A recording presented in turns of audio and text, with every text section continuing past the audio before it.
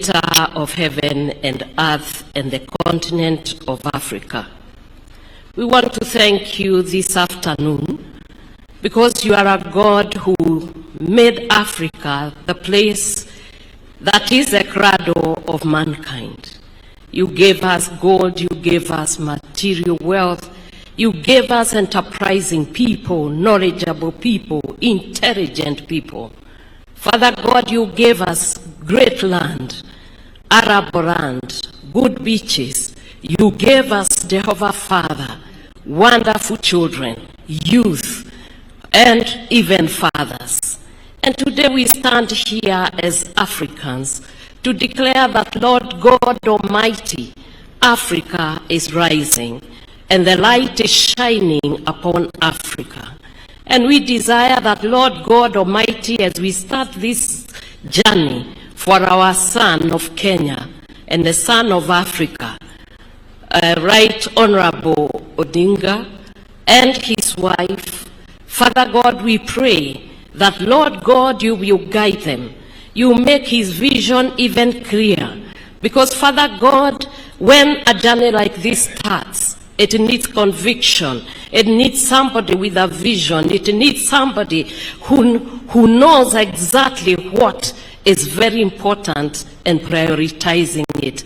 And we have seen him, Father God, this is not something that we can say we don't know.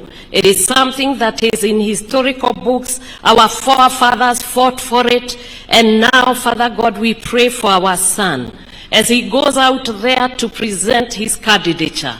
May favor and grace rest upon him. May he be strengthened.